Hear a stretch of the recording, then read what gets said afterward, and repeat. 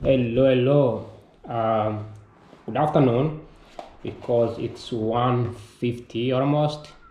So good afternoon, good morning, good evening, and just want to say that the snow is eventually melting, but as I predicted, this snow will go until March, if not April.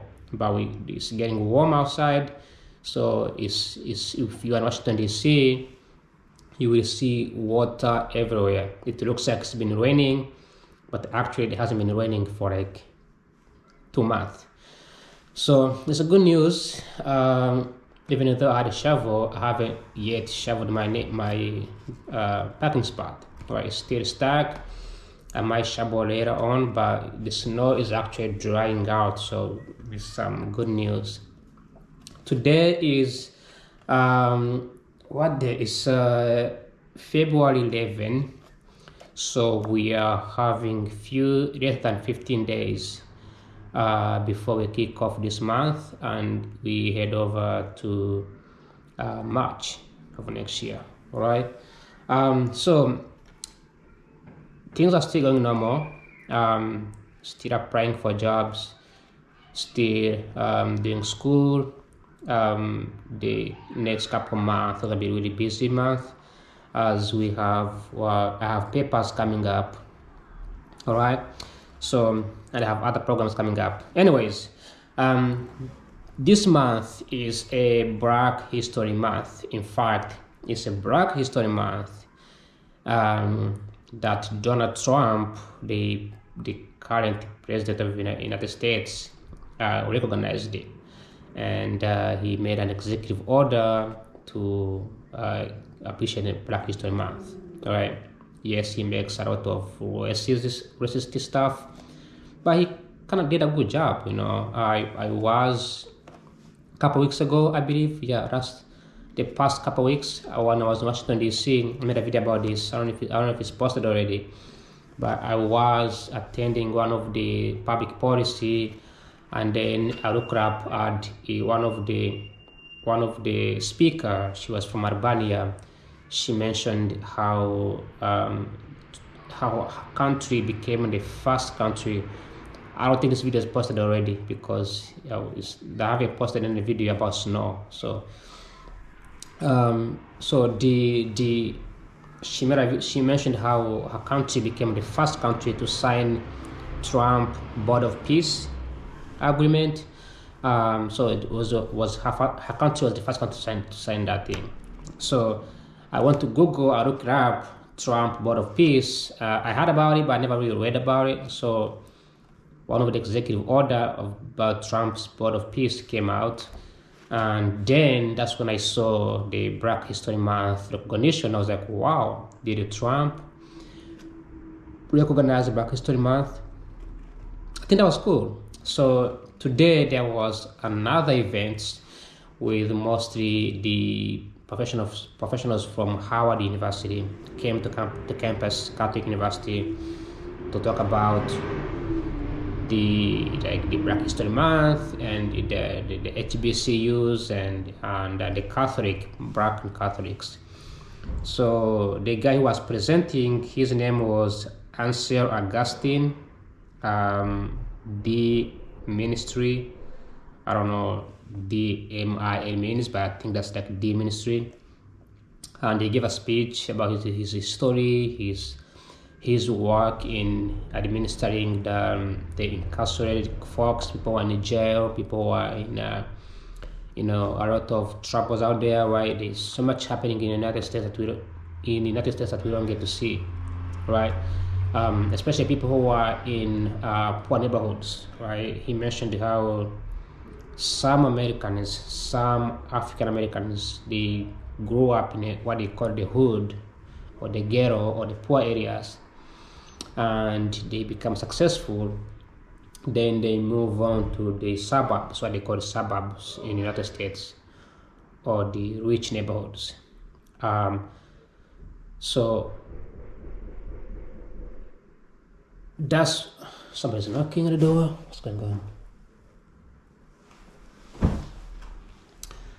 So that's what he was doing, right? He goes out there. So he mentioned how people who moved from the poor neighborhoods to the rich neighborhoods, and how they are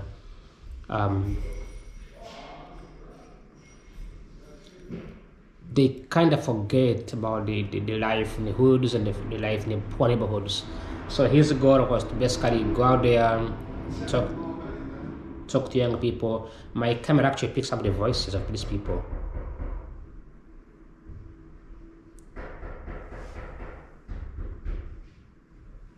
Yeah, my camera pick.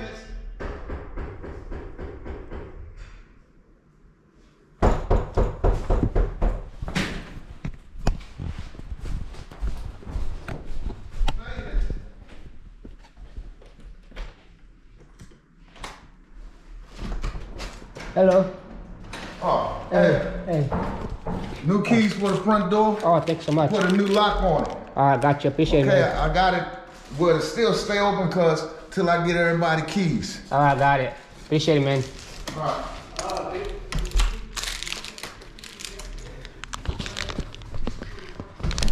Alright, nobody ever knocks on my door, so that was terrifying. So, anyways, the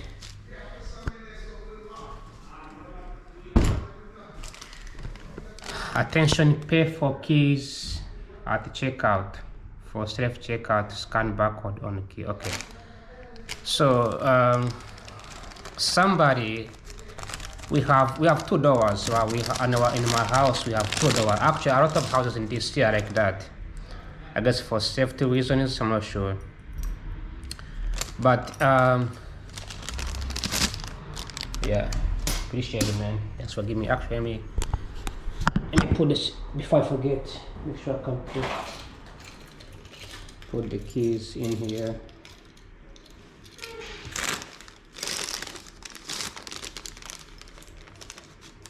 Oh no! Look at that guy turning.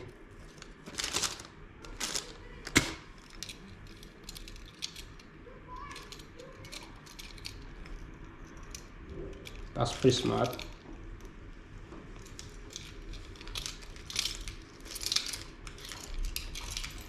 There's a guy turning over there. See that truck over there? There was a bike, and he almost hit the bike. So he saw the bike in the mirror, so he came out and he moved the bike to the side and he's driving. This is like one of the distractions. This is like one of the consequences of the what do we call it? electric bikes and safe neighborhoods and work. You know, like the bike is electric, it's only way it's causing distraction. And the guy who looks like an African, actually, I like that store, US Foods. So it's one of my favorite store. So anyways, so yeah, I think that was cool. Okay, so yeah, the guy brought the key here because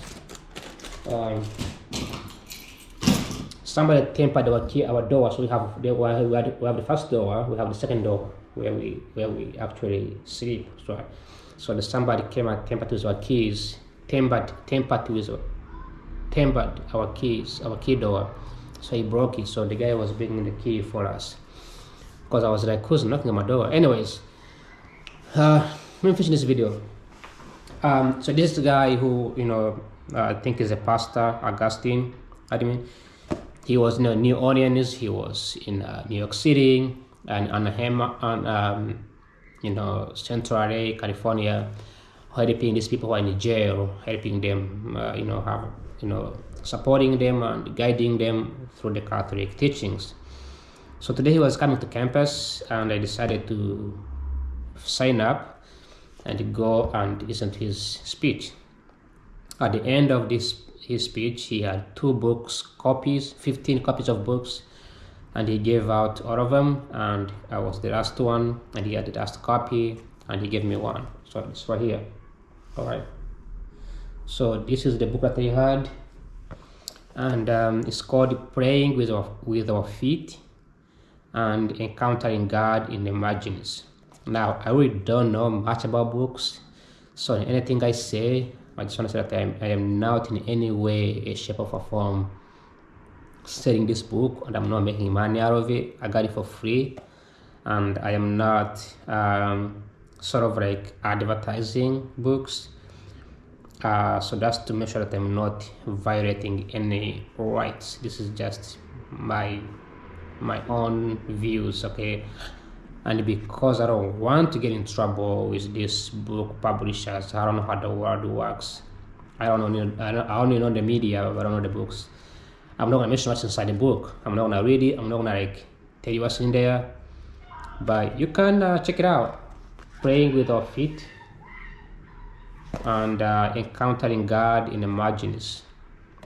All right, and it's a religious book. It's a Catholic related book, and it talks about the people in the community, the poor, the folks struggling with lives. And it was published by Loyola Press, a Jesuit ministry.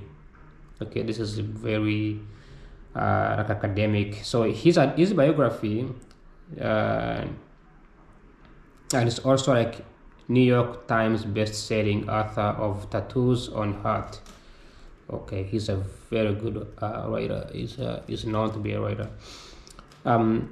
His biography, Ansel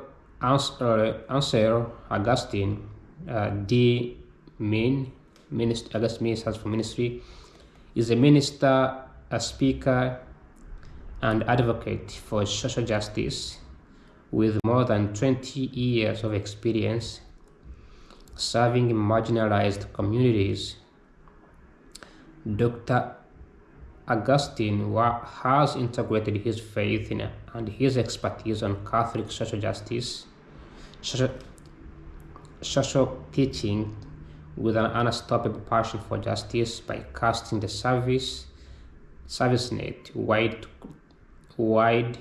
to Black Catholics, youth, young adults, campus students, and prisoners. Okay, so he focuses more on white Black Catholics, youth, young adults, campus students, and the prisoners. Yeah, that's already it for today. Then I have another event coming up at 4 p.m. So I'm gonna go take a nap right now. It's 2 p.m. So I'm gonna take a nap, wake up 3:30, and I have another event coming up, which is going to be about the what is it gonna be about? Oh my god, so tired. It's about the AI in teaching and research. Okay, so AI in teaching and research. Then tomorrow I have another event coming up, which is going to be about using AI in research. Even though I already use AI in research, it's very crucial to understand that AI is becoming a big of a deal in academia. I always tell people, back in 2019, people are making jokes about this. People are saying, you don't need to go to school, you don't need to go study computer science. You can go to school, you can learn on YouTube, watch Indian people do programming, learn Python. Like, they say this as a joke, but there are some people who are going to school for PhDs. I've mentioned this many times, who are studying PhDs, and they were doing PhDs in computer science with the purpose of discovering new ideas and new ways of speeding up research by using technology. So many academia people, they collaborated with computer science people to discover the ways to do research much quicker and faster. Okay, somebody who didn't go to school cannot use AI to discover or study the DNA patterns. Okay, somebody who didn't go to school cannot use AI to run a massive data to understand how to invest in Africa. That is not easy to do. You got to go to school, understand all the concepts and the core and the economic theories, right? But when academic people, when the AI came up and officially became good and was trained with a bunch of data, because who have the data? The corporations and the academic people, the universities have the data. The government has the data. So the government, the universities, because they do research, right? They have to have a mass amount of data. I know this because I do research as well, so I have data. They train the AI. Now AI is pretty good, and that's being used by academic people. And the last week, I was talking to somebody who was he does like filmmaking and documentaries, and he mentioned how AI is really like taking over. And they don't like that because it's killing the creativity. But who are the creative people? People didn't go to school. People want to spread their own ideas, their own way of doing things. All right. So AI is becoming a big deal, and we saw the football team. I'm going to talk about football next couple days, but we saw football. It was dominantly AI, right? So AI is becoming a big of a deal, and it's now dominating academia. So tomorrow I'm going to be learning how to use AI in everyday life. It makes you productive, makes you do things faster, easy, and quicker. Okay.